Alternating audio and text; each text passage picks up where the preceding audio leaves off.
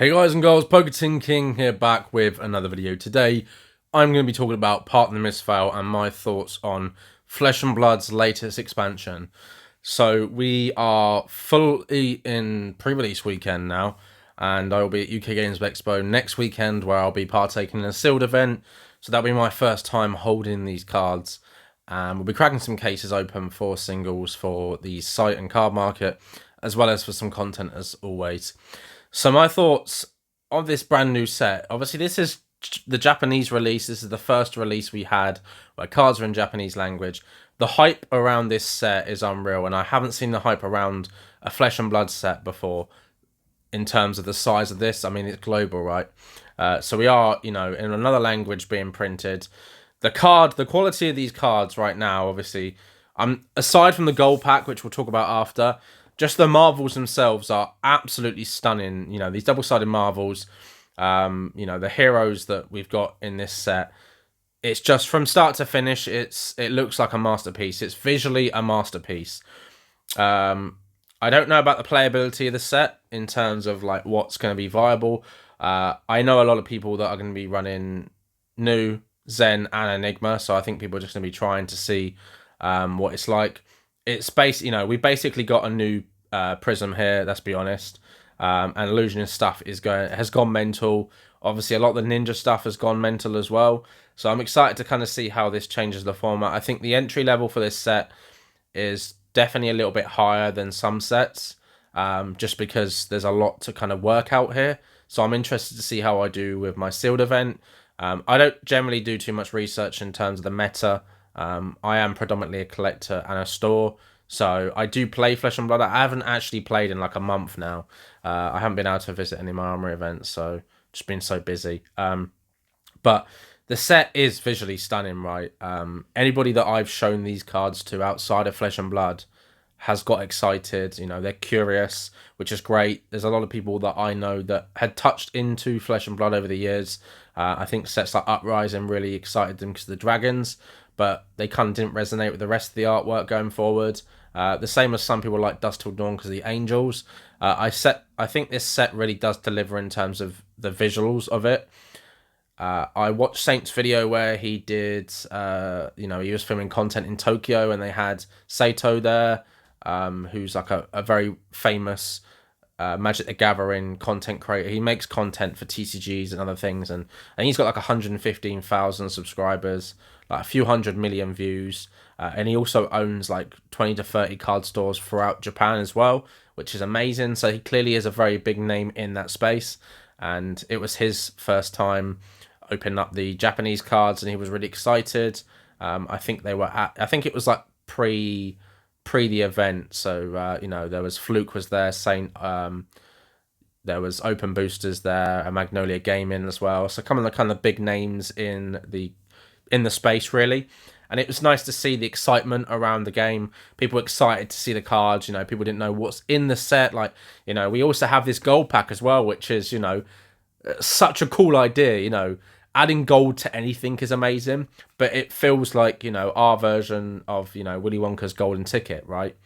So you can get different cards inside. I think the standard is the Rainbow Foil Enigma New Moon Young Hero, but you can also get the 1 in 100 Marvel, which is bonkers.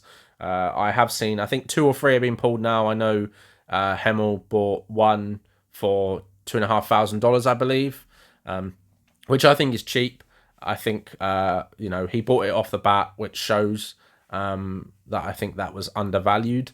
It's very hard to gauge, really. I think we're going to have to kind of see how that goes. It's something new, but I think it's definitely worth more than $2,500. I would probably say at the $3,000 to $4,000, just because of the rarity of it. But the legendaries also, we've got so many good legendaries in this set. The extended arts are absolutely mad. We've got some real good cracked cards in this set. And from so far what I've seen, people, just the hype around it is great. Honestly, I think we had such a long time where it felt like everyone was very negative. It was an echo chamber of, well, this is what needs to be done, this is what needs to be done, this game isn't moving. And don't get me wrong, I've been very honest with my thoughts before, and I have got a video upcoming where I am going to lean more into that negative side of things. But it's not a it's not a consistent, constant feeling. I think it's just kind of, discussing some of the topics that myself and others have discussed.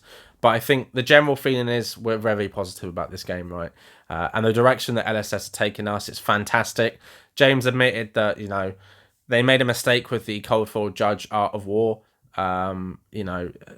Making such mad cards, especially reprints of such iconic cards as Art of War. We were worried that they were going to do E-Strike, which would have been just bad, would have been really bad.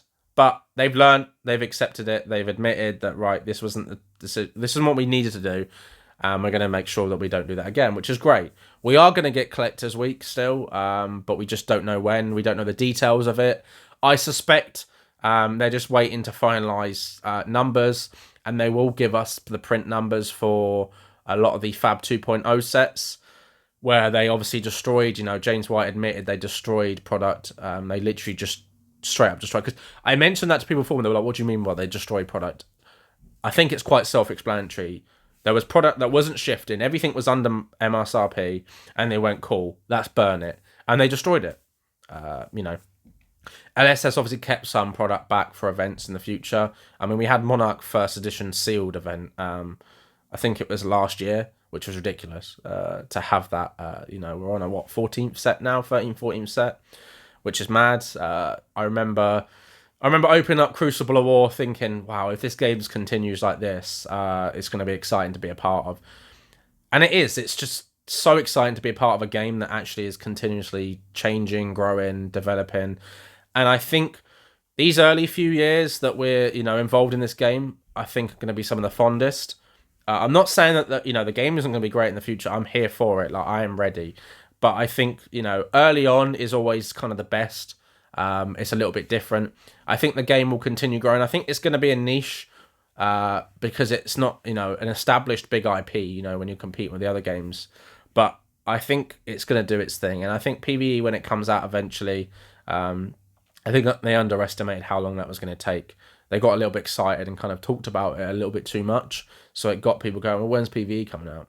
That'll do really well. Obviously, we've got these Armory decks, which are good, coming out. We've got Bolton coming out. We've already had Kaio. So it'll be interesting to see what they do next.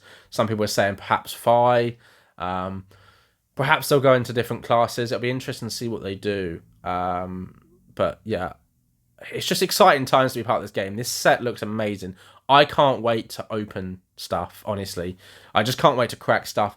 I have got content planned for UK Games Expo. I'm going to do some interviews with players that are going to be at, players and collectors, but, people that are part of the Fab community at UK Games Expo, just 5-minute interviews, kind of asking about what they, what got them into the game, what they like about the game, and what they think they can improve.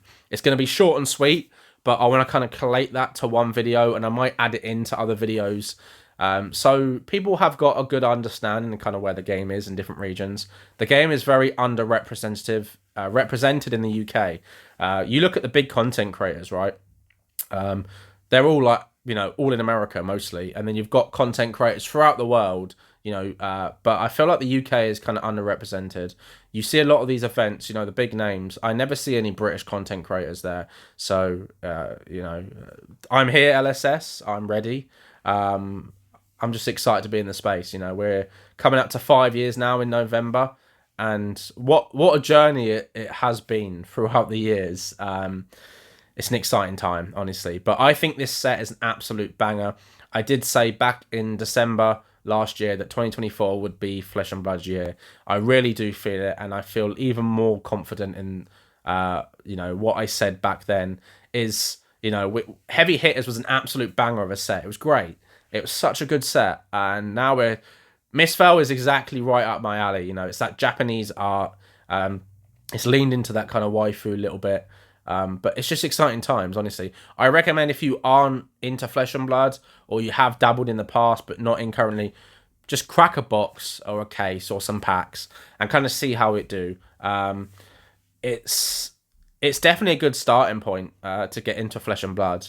What a better time to enter the hobby than a time that we're going through so many changes and it's so exciting and it's flourishing. But yeah, there's my thoughts. I rambled on a little bit, as I always do, me. But thank you all for watching. Please comment, like, subscribe, hit the notification button, hit the links in the description below, including the Discord.